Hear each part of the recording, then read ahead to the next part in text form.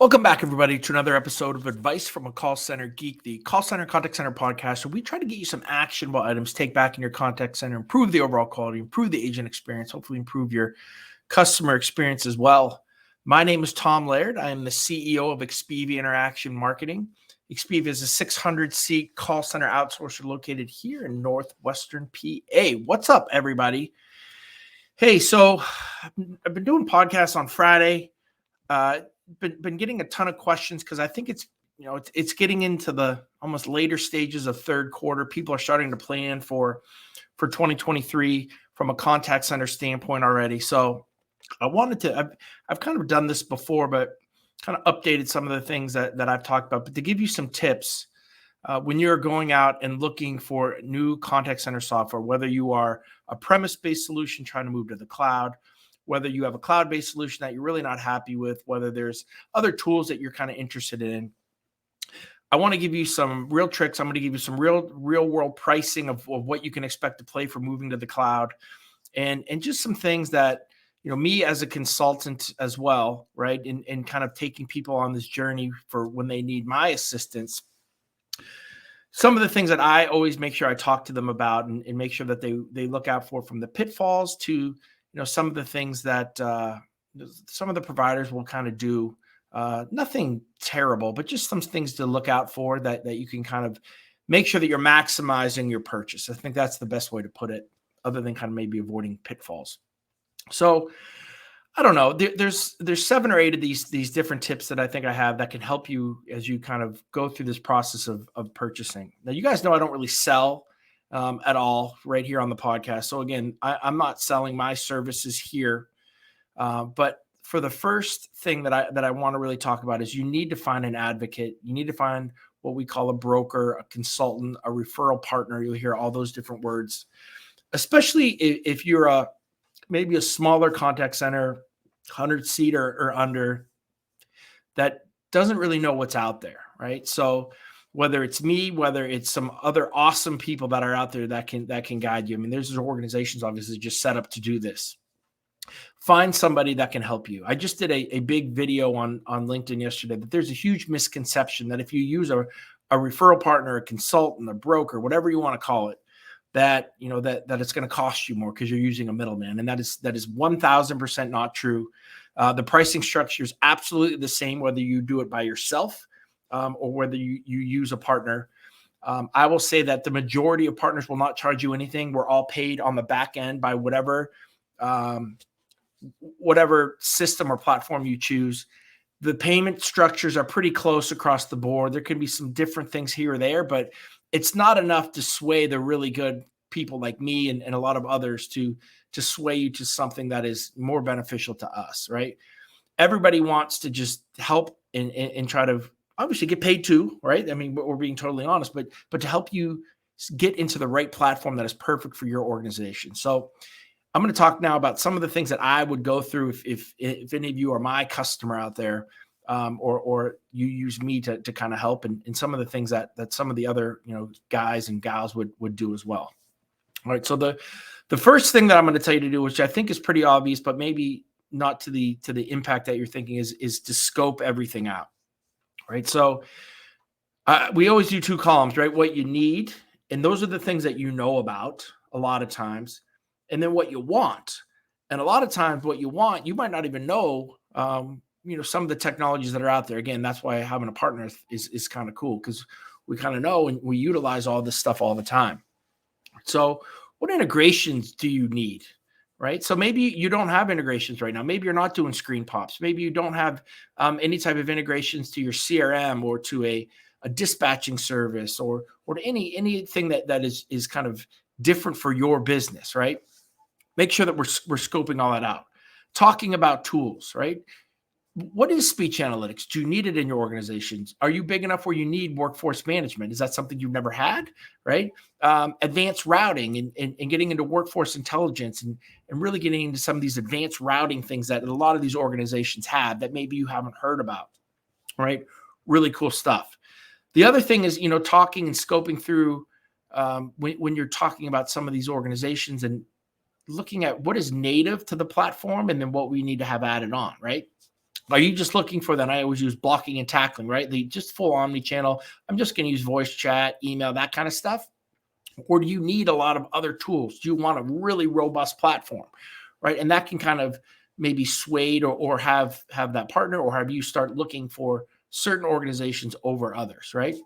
And obviously there's a huge piece of this is how technologically advanced is your organization, right? Do you have programmers that can help and set things up and do some advanced things? Or, are you as the call center manager basically the IT, right? We see that a lot, right? And that plays into what platform you're going to use as well, right? So there's a lot of different variables that I think, kind of come into play when you're first starting to kind of scope out and whether you are doing it yourself or using a partner to have them kind of go and choose, who they think would be best for you. I will tell you that if you're using a partner or even you yourself, just start smaller, right? Don't go out and do 10 demos, right? Because I think it confuses the whole pie, right? Right. I always suggest to do 3 partners or 3 contact centers that I think would fit, your organization, or start, even if you're not using a partner, start with 3, right? Really scope out everything that they have and then start to think, wow, maybe there's some other things that we do need, right? But don't go crazy on demos early. Start with 3. And I will tell you, there is a huge selection of vendors out there, right? But really, for most organizations, right, there's really about maybe 9 or 10 that I think really are in play in today's world, right? Which really isn't that many, right? So depending whether you're enterprise or whether you're smaller, there's going to be a really good fit for you. You just got to know kind of who to talk to, and I think who would be the right fit for you guys. All right, the next thing is I'm going to tell you, if you're doing this on your own, to negotiate absolutely everything, right? So you negotiate your seat price, negotiate your implementation costs, negotiate what add-ons they can give you. Everything that they kind of throw at you, I mean, I believe that you should negotiate, and most groups will work with you, right?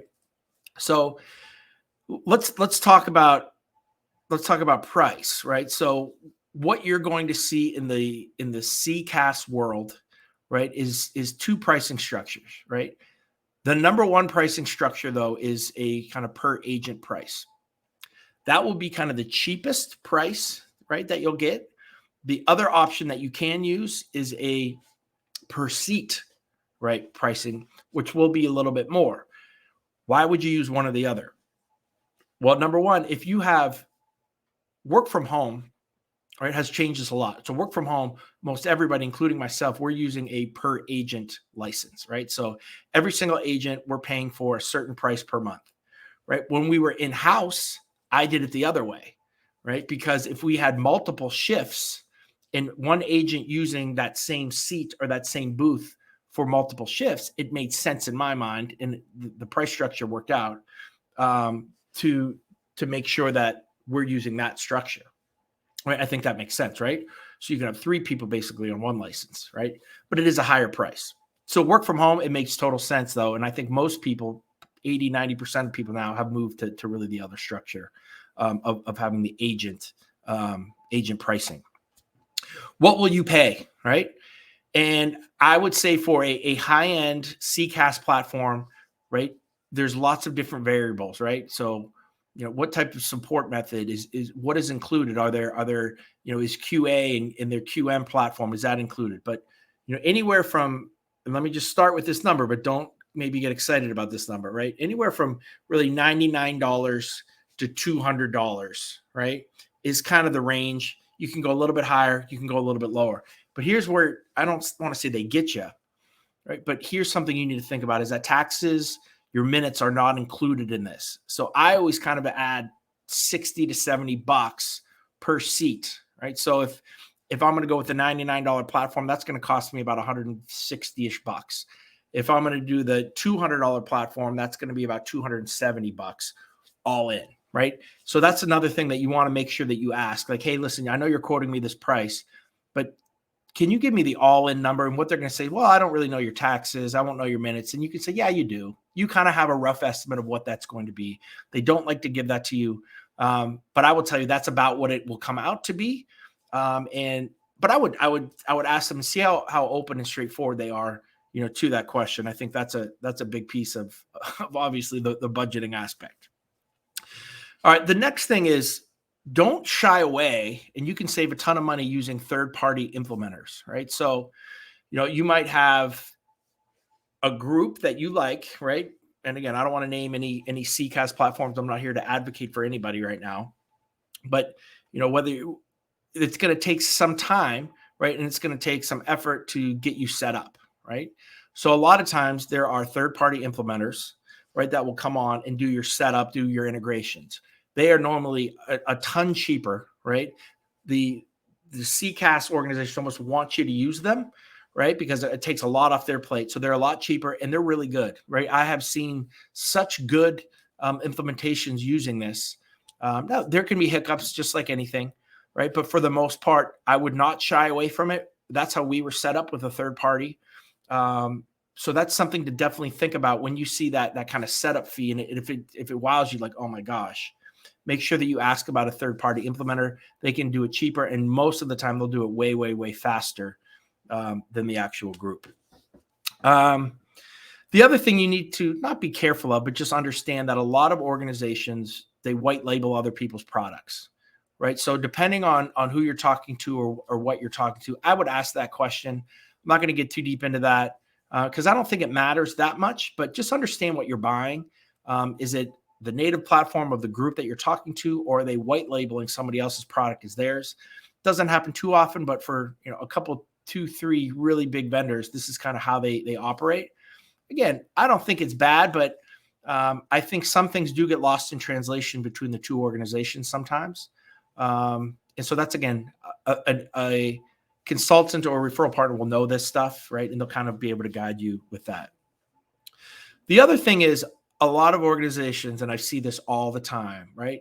They try to get too cute with it and they send out this giant RFP, right? And they send it out to all these 10 different vendors, and maybe they get 7 of them back and they have no idea what they're looking at, right? They don't really understand what the stuff that they're getting back. So if you're going to do an RFP, make sure you have some hardcore call center telephony guys, IT guys, on your team that can kind of translate what you're getting, because a lot of times you don't know what you don't know. You don't really even understand what they're talking about.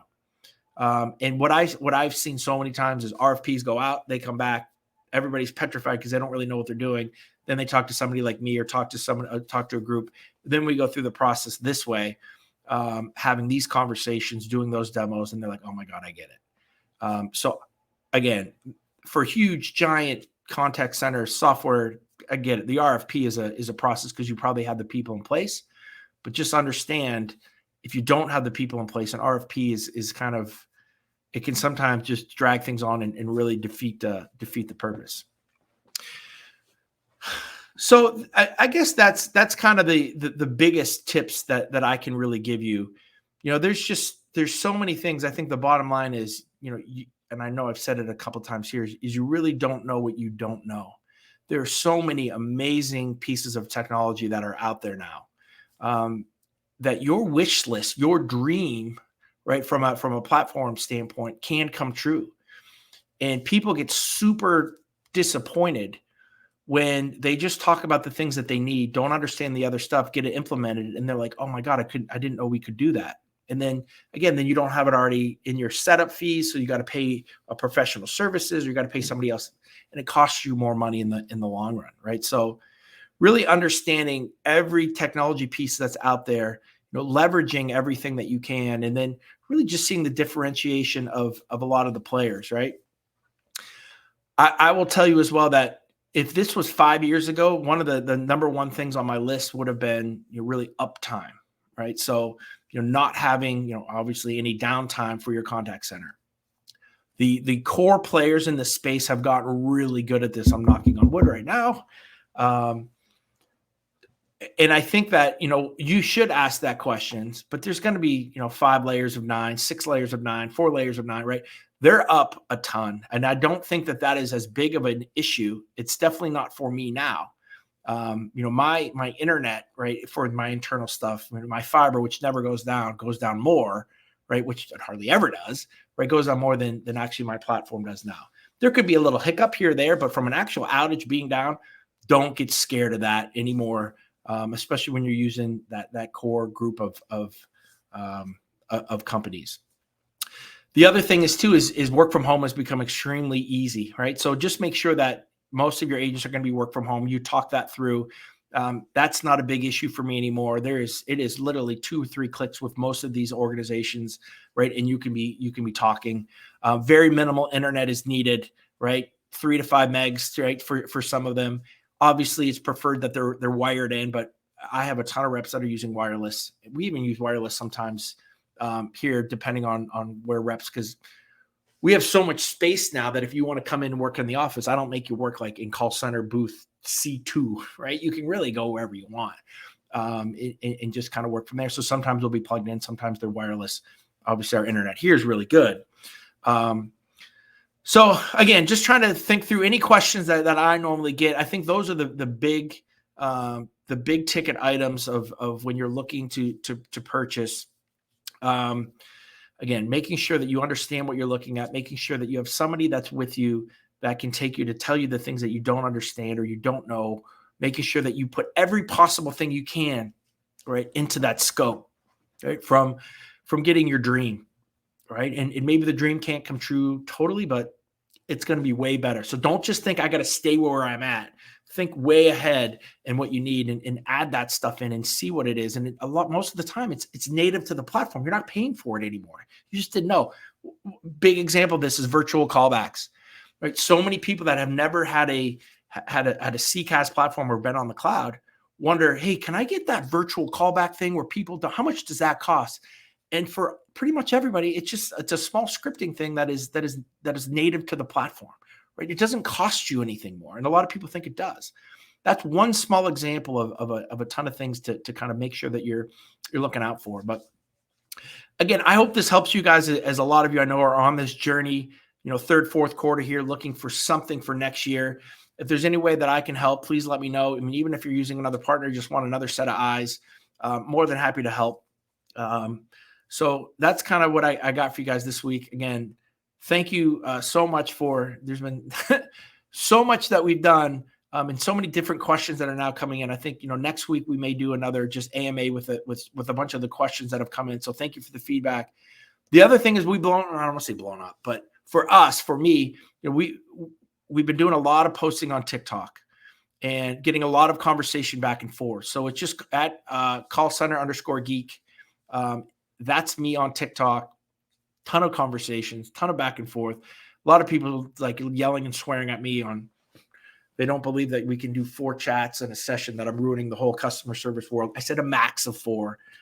So just some really cool stuff like that. I respond to everything with video. So again, if you have any questions on there, hit me up on TikTok and we can have some fun there too. But again, I hope this is helpful, and I'll talk to you guys next week.